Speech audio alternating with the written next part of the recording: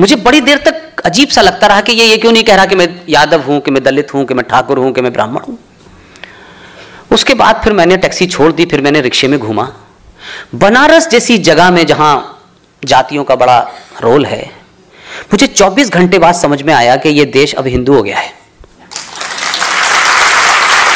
और 2014 में आपने कोई सवाल खड़ा नहीं किया, आपने आइडियोलॉजी के एंगल पे कोई बात नहीं की, आपने दलित नॉन दलित पे बात नहीं की, आपने ऊंच नीच की बात नहीं की, आपने गरीब अमीरी की बात नहीं की। पहली बार मैंने देखा, मैं नहीं जानता 5 इलेक्शन से पहले मेरे दादा परदादा ने, मेरे वाले साहब ने क्या देखा, मैं पहली बार मुझे एहसास हुआ कि इस देश की मेजॉरिटी को पता चला कि वो भी सरकार बदल सकती है। लेकिन अब तक सरकार कोई और बदलता था और वो तय करता था कि आप सेकुलर हैं या नहीं हैं, वो आपको सर्टिफिकेट देता था। और वो कौन लोग सर्टिफिकेट दे रहे थे? जिनकी किताब का पहला कलमा यह है, पहला कलमा तैयब, तैयब माने पाक, ला इलाहा इल्लल्लाह मुहम्मदन रसूलुल्लाह। अर्थात अल्लाह के सिवा कोई दूसरा इबादत के लायक नहीं है। वो सेकुलरिज्म का सर्टिफिकेट आपको दे रहे हैं।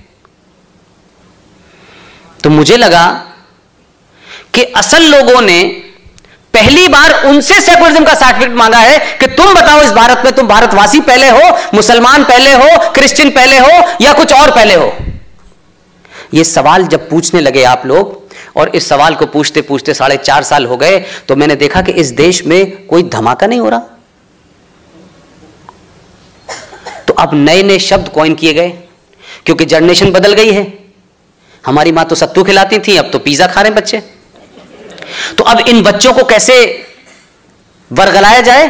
तो कहा गया कि देखिए ऐसा है कि कम्युनलिज्म शब्द नहीं इस्तेमाल किया विरोधियों ने, देशद्रोहियों ने। यह कहा कि देखिए इस मुल्क में जो है हिंदू समाज इंटॉलरेंट हो गया है, बिल्कुल बर्दाश्त से बाहर हो गया, छोटी छोटी बात पर रिएक्ट कर रहा है। और ये उन लोगों से कह रहे हैं कि जिनकी बर्दाश्त करने की क्षमता से 700 साल गुलामी बर्दाश्त की हमने किसी को मना ही नहीं किया। हमने कहा आप भी आ जाइए, आप भी आ जाइए, आप भी आ जाइए, सब रहिए। लेकिन उन सब ने मिलकर हमें कॉर्नर कर दिया। हमसे कह रहे हैं वो लोग। तो एक इंटॉलरेंट वर्ड निकाला गया। फिर उसके बाद में कहा गया कि यार इससे भी काम नहीं चल रहा है। लोगों ने सेकुलरिज्म को बताना शुरू कर दिया कि सेकुलरिज्म क्या है। तो जब वहां चोट होने लगी तो उन्होंने कहा कि देखिए साहब अब बहुत हालात खराब हो गए, अब हम अपने अवार्ड वापस कर देते हैं। तो किसी ने पूछा तुम क्यों कर रहे हो? बोले इसीलिए लिए थे, इसलिए वापस कर रहे हैं।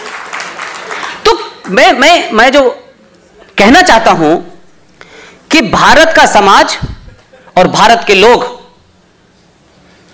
माफ कीजिएगा, 2014 से पहले आपने इस देश के अंदर आतंकवाद को पनपने दिया, आपने जिहादियों को पनपने दिया, आपकी इग्नोरेंस की वजह से पनपे। और आज जम्मू कश्मीर आजाद रिपब्लिक सेकुलर इंडिया के अंदर एक इस्लामिक स्टेट है ऑफिशियली।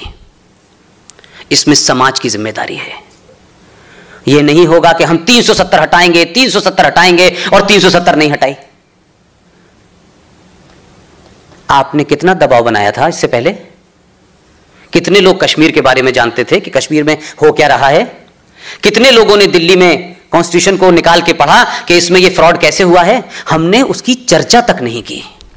और जब हमारी खामोशी रही, हम अपने कामों में बिजी रहे, तो उन्होंने रातों रात अपने कॉन्स्टिट्यूशन के अंदर एक के बाद एक बदलाव किए। और दिल्ली में वो जो लोग जिनको सेकुलरिज्म कहलवाने का या सेकुलर कहलवाने का बड़ा शौक था, उन्होंने सारे कंसेशन दे दिए। आज लीगली कॉन्स्टिट्यूशनली आपने जम्मू कश्मीर को इस्लामिक स्टेट डिक्लेयर कर दिया है।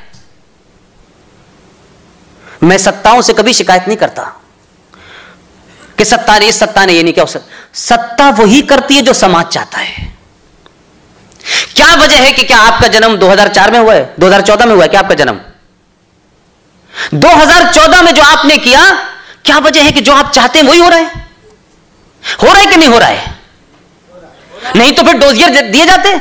आपने एहसास कराया कि सत्ता में जो बैठेगा वो हमारी बात पहले मानेगा, हमारी सोच को रिफ्लेक्ट करेगा। तो जब आपने दबाव बनाया तो मंजर बदला कि नहीं बदला? डोजियर की जगह डोज चली गई है। इंटॉलरेंट वालों से कोई ये पूछ ही नहीं रहा है। अब वो बेचारे कह रहे हैं कि हम इंटॉलरेंट बनाएं या इग्नोरेंट बनाएं।